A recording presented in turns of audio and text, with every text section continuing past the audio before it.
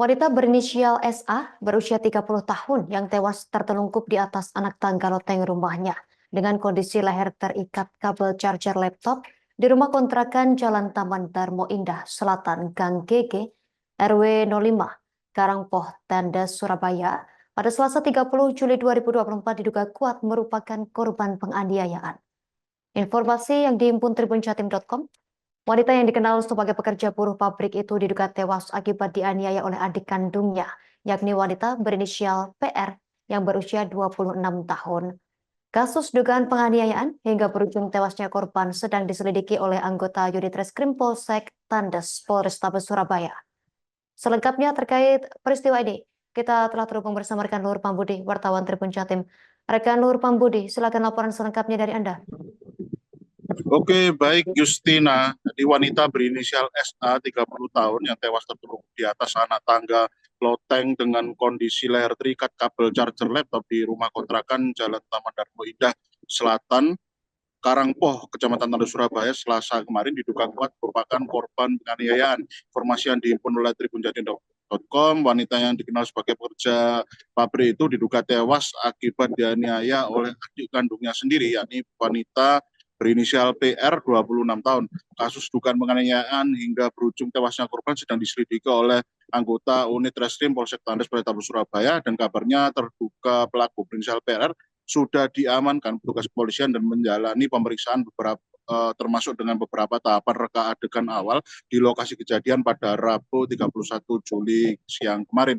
Security perumahan Septa Eka Pratama menceritakan bahwasanya sosok PR ini, si terduga pelaku, tampak berada di lokasi kejadian untuk mengikuti jalannya prarekonstruksi bersama pihak kepolisian. Berdasarkan pantauan langsung di lokasi, ternyata sekitar pukul 14.00 terduga pelaku PR ini tampak menunjukkan adegan saat menaiki pagar teralis besi warna hitam setinggi sekitar 2 meter itu di sisi kiri rumah yang menjadi lokasi kejadian tersebut. Namun berdasarkan informasi yang didengarnya dari beberapa orang tetangga di lokasi, sosok terduga pelaku ini juga sempat memperagakan momen tersebut sejak dari pintu momen prarekonstruksi itu dengan berjalan dari pintu gerbang sisi belakang perumahan tersebut.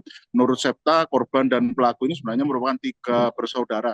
Mereka hidup dalam pengasuhan ibunda kandung sendirian karena ayahanda mereka sudah tiada. Korban SA ini merupakan anak pertama, kemudian PR ini, si terduga pelaku ini adalah anak kedua, dan mereka ini juga memiliki saudara terakhir, yakni anak ketiga, yakni laki-laki berinisial JNT 23 tahun yang bekerja sebagai pegawai jasa pencucian mobil di kawasan Kecamatan Tandes Surabaya. Cuma sejak pada bulan Maret hingga April 2024 kemarin, PR beserta ibundanya berinisial EN tidak lagi tinggal di rumah tersebut. Kabarnya PR dan EN, ibundanya, mengontrak di sebuah rumah kawasan Kelurahan atau di Kecamatan Pakal atau di Surabaya Barat. Sedangkan untuk si sulung SA atau si korban dan si bungsu JNT ini masih tinggal di rumah kontrakan tersebut. Dan para tetangga kabarnya juga sempat mendengar terduga pelaku dan korban sempat terlibat cekcok pada bulan Maret lalu 2024 sebelum mereka akhirnya memutuskan untuk berpisah tempat tinggal. Menurut Septa, SA atau korban dan adik yang si bungsu, ya si terakhir, memiliki kesamaan hobi, yakni memiliki hobi bermain game online atau Mobile Legends, dan ia mengira, bahasanya warga mengira kesamaan kesenangan tersebut yang membuat keduanya masih terlihat akrab dan masih tinggal di dalam rumah kontrakan tersebut. Mengenai alasan keluarga tersebut terpecah tempat tinggal beberapa bulan terakhir, Septa menduga karena adanya permasalahan di antara mereka. Beberapa cerita yang didengarnya dari para tetangga, mereka sempat terlibat pertengkaran sebelum akhirnya memutuskan untuk bisa tempat tinggal. Namun berdasarkan informasi yang dihimpun Septa dari cerita yang didengarnya atau sekelebatan informasi yang sempat didengarnya selama menjalani penyelidikan di Mapolsek Tandes dan mendengar kesaksian dari si terduga pelaku PR ini dan juga EN atau ibunda dari si terduga pelaku saat diinterogasi polisi, bahwasanya sosok si terduga pelaku PR ini mengaku merasa jengkel dengan perilaku dari sosok korban atau kakaknya itu yang kerap tidak menurut atau kerap membantah atau sulit diatur oleh ibunda mereka. Sementara itu, untuk keterangan dari Kapolsek Tandes Polrestabes Surabaya, Kompol Budi Waluyo, mengatakan untuk status hukum dari PR itu sendiri sejak Rabu kemarin setelah menjalani mekanisme prarekonstruksi sudah dinaikkan sebagai tersangka atas dugaan pelanggaran pasal 359 menganiaya tentang penganiayaan dan mengakibatkan meninggal dunia, dan junto pasal 338 pembunuhan dengan ancaman pidana penjara sekitar 7 tahun. Mengenai modus operandi ataupun motif asli dari tersangka mengeksekusi korban bakal diungkapkannya secara resmi nantinya setelah pemberkasan penyidikan rampung dan seluruh alat bukti yang sedang dikumpulkannya benar-benar sudah dinyatakan lengkap. Namun menurut keterangan atau informasi yang berhasil dihimpun oleh pihak Tribun Jatim, bahasanya motif dari PR untuk mengeksekusi atau menganiaya kakaknya hingga meninggal dunia adalah dilatar belakangi karena dendam, karena beberapa permasalahan pribadi yang pernah dialami PR terkait utang piutang itu akhirnya ternyata membuat PR itu diburu-buru oleh pihak yang mengejar utang tersebut, menagih utang tersebut, dan ternyata yang membuat pihak yang menagih utang tersebut berhasil mengejar PR karena si kakaknya itu, si SA korban ditengarai memberikan bocoran informasi terkait tempat tinggal terbaru dari si PR atau pelaku itu sendiri, sehingga PR yang merasa dirinya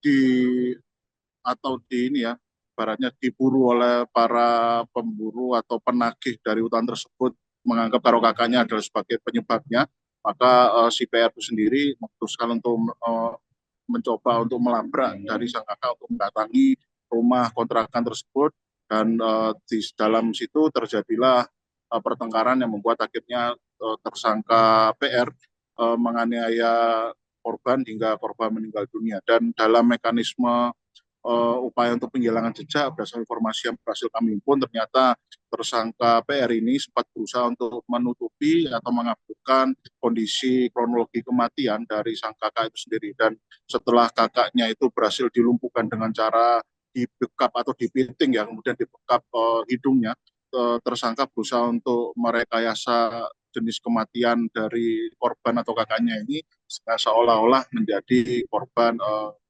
tindakan nekat untuk mengakhiri diri sendiri atau bunuh diri, yakni dengan menggantungnya di tangga di area dapur rumah. Namun ketika tersangka berusaha untuk menggantung kakaknya itu, ia merasa tidak tega sehingga akhirnya ia mengurungkan niatnya itu merekayasa itu dan membiarkan jenazah dari kakaknya itu teronggok di anak tangga tersebut, hingga akhirnya sehari kemudian pada hari Selasa jenazah dari korban SA ini sendiri berhasil ditemukan oleh warga yang saat itu mencurigai kondisi depan rumah dalam keadaan terbuka, atau tepatnya pintu pagar rumah dalam keadaan terbuka, dan penghuni rumah sama sekali tidak merespon selama dipanggil oleh pihak keamanan ataupun warga. Demikian reportase kami, Justina, kembali ke studio. Terima kasih rekan Luhur Pambudi, wartawan Tribun Jatim, atas laporan dari Anda. Selamat bertugas kembali rekan. Pemirsa, kami tampilkan wawancara wartawan kami bersama AKBP Teguh Setiawan, Wakasat Reskrim Polrestabes Surabaya. Rekan-rekan media, dengan dasar kemarin ada laporan penemuan mayat, akhirnya kami melakukan serangkaian penyelidikan, melakukan otopsi terhadap korban juga, dan tadi pagi alhamdulillah kita sudah mengamankan calon tersangka. Kemudian dari keterangan yang diberikan,